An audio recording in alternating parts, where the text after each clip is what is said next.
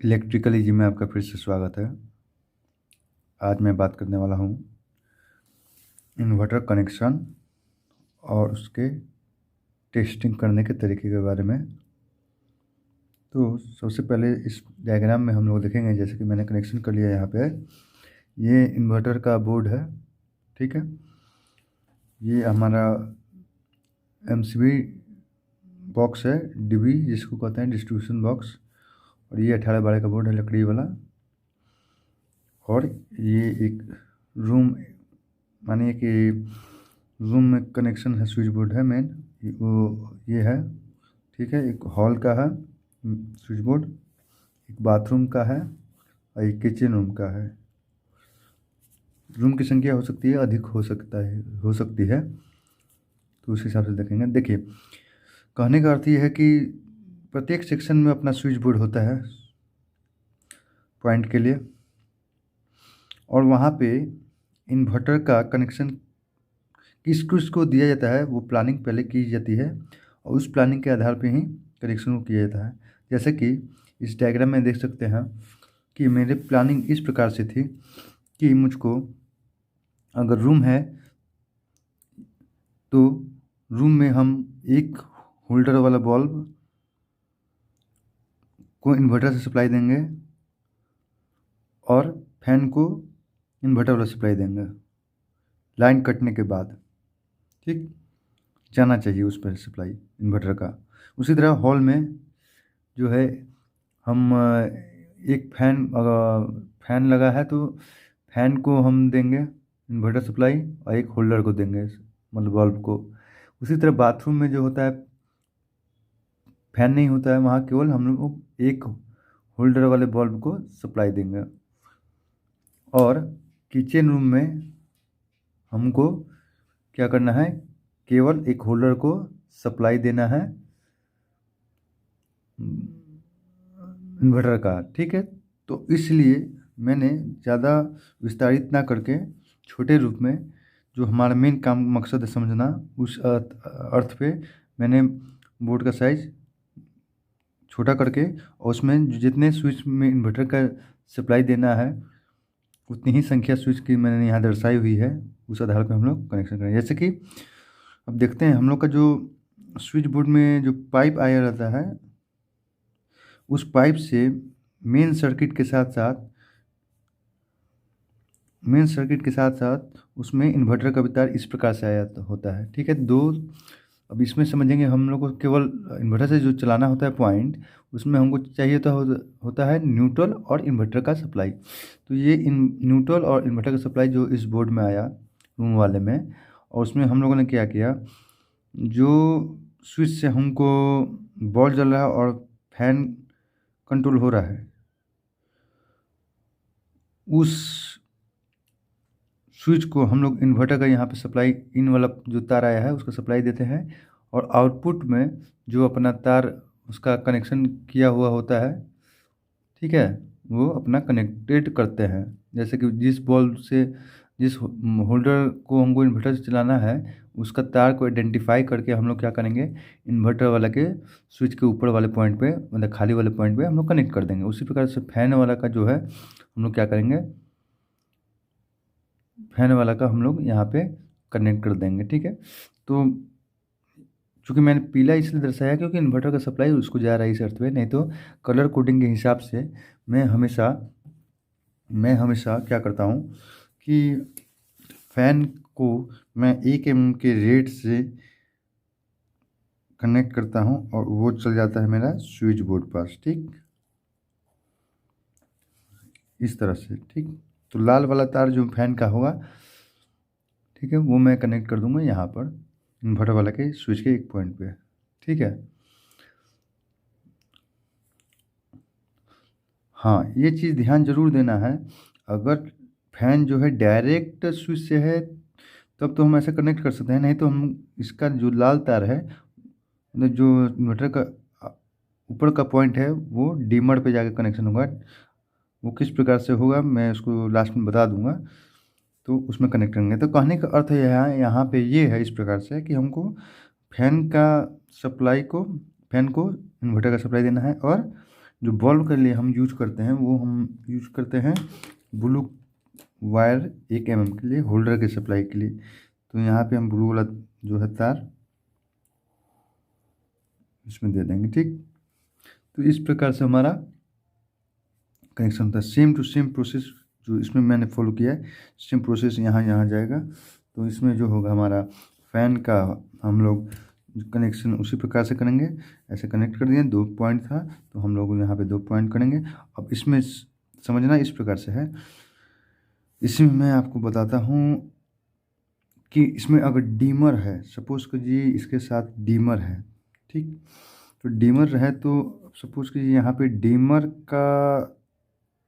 है, डीमर में से 2 तार निकले होते हैं, ठीक। 2 तार निकले होते हैं, 2 तार निकले होते हैं। तो समझिए इसका कनेक्शन किस प्रकार से होता है। हमने जो क्या है, इन्वर्टर वाला का जो स्विच है जो फैन के लिए है उसको डिमर के बगल में लगाते हैं, ठीक है। डिमर के जस्ट बगल में लगाएंगे फैन वाला स्विच को। अब उसमें इन्वर्टर सप्लाई दिया, उसके स्विच का जो आउटपुट पॉइंट है वो सीधे डिमर के एक पॉइंट में जुड़ जाएगा, ठीक। 2 लेग होते हैं, उसमें से एक लेग में जुड़ जाएगा और एक लेग में क्या होगा, जो फैन का रेड तार है वो आकर इसमें आकर इस तरह से जुड़ जाएगा। क्लियर। तो इस तरह से हुआ। अब जो हमारा बल्ब का है, बल्ब का भी वही उसी प्रकार से हम लोग यहाँ पे क्या करेंगे, ये हमारा ब्लू वाला तार जो होल्डर में लगा हुआ है उसमें हम लोग क्या करेंगे, इसको कनेक्ट कर देंगे। क्लियर। तो इस प्रकार से हुआ।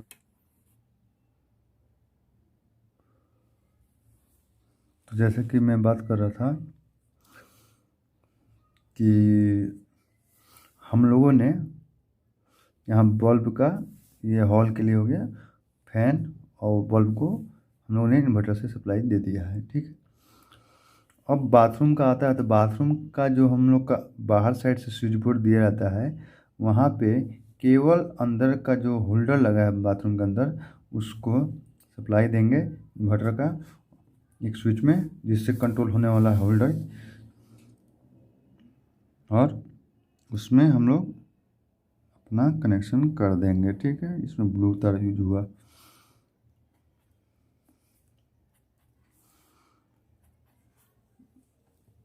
क्लियर हुआ। उसी प्रकार से किचन रूम में भी हम लोग जो है होल्डर का तार जो है इसमें कनेक्ट कर देंगे, ठीक है। तो इस प्रकार से हम लोग क्या करेंगे, इन्वर्टर का कनेक्शन करेंगे। और एक चीज़ मैं और बताना चाहूँगा, जो इन्वर्टर का सभी सेक्शन का इन्वर्टर का तार जो होता है वो 18-12 बोर्ड में आके मिल जाता है, और वहाँ पे हम लोग क्या करते हैं, उसको कॉमन कर देते हैं। अब यहाँ पे बात उठता क्या है कि जो इन्वर्टर लगाने के बाद जो हमारा सप्लाई आउटपुट मिलता है इन्वर्टर से, उसका आउटपुट जो है सॉकेट से होते हुए 6C MCB में जाता है, और 6C MCB से होते हुए सभी सेक्शनों से होकर चला जाता है, ठीक है। सभी सेक्शन में होकर चला जाता है, देख सकते हैं इस प्रकार से। तो यहाँ पे 18-12 बोर्ड के पास जो है, लकड़ी के बोर्ड के पास जो है हम लोग इसका कॉमन जॉइंट बनाते हैं, ठीक है। अब और न्यूट्रल वाला जो पॉइंट होता है वो तो न्यूट्रल लिंक होता है डिस्ट्रीब्यूशन बॉक्स में, वहाँ पे ज्वाइंट रहता है सभी, ठीक है। ये चीज़ होता है। अब बात होता है कि इसके टेस्टिंग कैसे करें। मानिए कि आपने जो है पूरे घर का वायरिंग कर दिया, सप्लाई आपने सबको ऑन कर दिया टेस्टिंग करने के लिए, और सभी जितने भी मानते हैं, एक जैसे कि मैं मानता हूँ कि इस रूम का बात करता हूँ, तो रूम में जो मानता हूँ कि आपको टोटल एक 4 गो कंसील लाइट लगा हुआ है हर कोने में, और कंसील लाइट लगा हुआ है, ठीक है। और एक रूम में 2 होल्डर दिया था, एक में इन्वर्टर दिया है और एक में लाइन का सप्लाई के थ्रू दिया है, ठीक है। तो वो कैसे टेस्ट हो, तो सिंपल प्रोसेस ये है कि आप सभी सप्लाई को ऑन कर दीजिए। सभी सप्लाई को ऑन करने के बाद क्या होगा, सभी सप्लाई को ऑन करने के बाद प्रोसेस समझिएगा। प्रोसेस इस प्रकार से होता है कि हम लोगों ने सप्लाई को ऑन किया,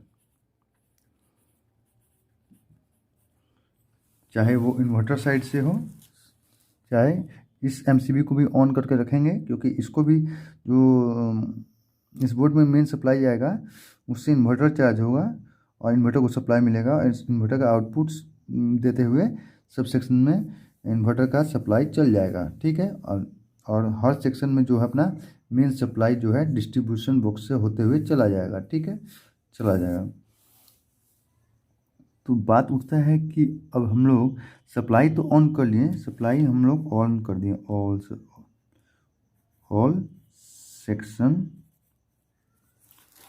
सेक्शन ऑन करेंगे तो अब क्या होगा, सभी लाइट जल जाएगा जितना था, चाहे वो लाइन में हो और चाहे वो इन्वर्टर में हो। सपोज कीजिए कि हमको कंफर्म करना है कि हमने जो कनेक्शन किया था, एक होल्डर में फैन, होल्डर में इन्वर्टर होना चाहिए, एक फैन होना चाहिए, तो क्या वह सही कनेक्शन हो पाया है या कहीं बाई मिस्टेक हमने गलत कनेक्शन कर दिया है। तो अब सिंपल अर्थ इस प्रकार से है कि जब ऑन करने के बाद सप्लाई सब जगह लाइट जलने लगा तो हम लोग क्या करेंगे, सिंपल अर्थ में ये 6C MCB को हम लोग डाउन कर देंगे। डाउन मतलब ऑफ पोजीशन में लाएंगे। तो ऑफ पोजीशन में लाते ही आगे जो पीला वायर से सप्लाई जा रहा था हर सेक्शन में, उस सेक्शन में सप्लाई जाना बंद हो जाएगा। सप्लाई जाना बंद हो जाएगा तो हम 6C MCB को क्या किए, ऑफ पोजीशन में लाएं। ठीक है, 6C MCB जो इन्वर्टर में है, उसको ऑफ पोजीशन में ला दिए। ऑफ पोजीशन में लाने के बाद जो बल्ब या फैन कनेक्टेड था इन्वर्टर वाली सप्लाई से वो ऑफ हो जाएगा और उस स्थिति में हम लोग चेक कर लेंगे कि कौन कौन सा लाइट ऑफ हुआ। चेक करेंगे क्या, कौन कौन सा फैन एंड लाइट ऑफ हुआ। ठीक है, और इस प्लानिंग के आधार पे अगर हमारा प्रत्येक सेक्शन का एक होल्डर अगर फैन है तो फैन भी अगर बंद हो जा रहा है तो हमने इस कनेक्शन सही तरीके से किया है, और नहीं तो अगर नहीं बंद हो रहा है, सपोज कि कंटिन्यू कोई सेक्शन का अगर बॉल जला ही रहा है, प्लानिंग के आधार से वो मैच नहीं कर रहा है, तो हमको क्या करना होगा, उस स्विच बोर्ड में उस पॉइंट का जो है हम लोग क्या करेंगे, स्विच देख लेंगे किस में लगा हुआ है और किस स्विच में उससे कंट्रोल हो रहा है, उस स्विच से हटा के उस पॉइंट को इन्वर्टर में डालेंगे और इन्वर्टर में जो पॉइंट डाला गया है गलती से उसको उठा के उसकी जगह में डाल देंगे। ठीक है, मतलब कि सपोज कीजिए कि आपका ये दो स्विच है, ठीक है, इस पे इन्वर्टर का है और इस पे लाइन का है। ठीक है, इन्वर्टर का है और लाइन का है। तो सपोज कीजिए कि हमारा प्लानिंग था कि ये होल्डर वाला लाइट है, इसको हमको यहाँ पे हमको ये कंसील लाइट में हो गया है। ठीक है, कौन सा, छत वाला लाइट पे, और ये होल्डर वाला है। ठीक है, जो कि लाइन पे चला गया। तो हम लोग क्या करेंगे, अब हम लोग क्या करेंगे, इस तार को जो है उठाकर हम लोग इसके जगह ला देंगे कंसील लाइट के वाले जगह में। ठीक है, और कंसील लाइट वाला को सप्लाई जो है लाइन पे ला देंगे, मतलब इंटरचेंज कर देंगे। ठीक है, तो इस आधार पे होगा। समझ में आ गया। तो इस प्रकार से चेकिंग किया जाता है कि हमारा इन्वर्टर का कनेक्शन प्रॉपरली प्लानिंग के आधार पे उस सेक्शन में पहुंचा है कि नहीं, और उस सेक्शन के उस पॉइंट पे पहुंचा है कि नहीं जहाँ पे हम लोगों ने प्लानिंग किया था। मिसमैच है। ठीक है, वो प्रोसेस क्या अपनाना है, इन्वर्टर कनेक्शन सप्लाई सही से गया है कि नहीं, पहला सप्लाई कर देंगे ऑन, हर सेक्शन का ऑन कर देंगे, इन्वर्टर साइड से भी ऑन कर देंगे। उसके क्या करेंगे, ऑब्जर्व कर लेंगे कि हाँ सब जगह लाइट जल रहा है कि नहीं, और हम लोग 6C MCB का इन्वर्टर का MCB ऑफ कर देंगे। उसको ऑफ करने के बाद हम देखेंगे कि हाँ प्रत्येक सेक्शन में जो हमारा प्लानिंग के आधार पे जो बॉल बुझ जाना चाहिए ऑफ होने के बाद, या जो फैन बंद हो जाना चाहिए वो बंद हुआ कि नहीं हुआ। अगर बंद हुआ है तो ओके है, नहीं बंद हुआ है तो हम लोग जो कनेक्शन है उसको इंटरचेंज करेंगे, उसको हम लोग सुधारेंगे। ठीक है, इस प्रकार से आपका जो है इन्वर्टर का सेक्शन का चेकिंग किया जाता है। ठीक है, समझ में आ गया होगा आपको किस प्रकार से मैंने समझाया आपको। और इसी आधार पे ही हम लोग का जो होता है, कहीं भी फ्लैट होता है वहाँ पे इसी आधार पे ही इन्वर्टर का कनेक्शन दिया भी जाता है। ठीक है, आप लोग को समझ में आ गया होगा। आप लोगों का वीडियो देखने के लिए बहुत बहुत धन्यवाद।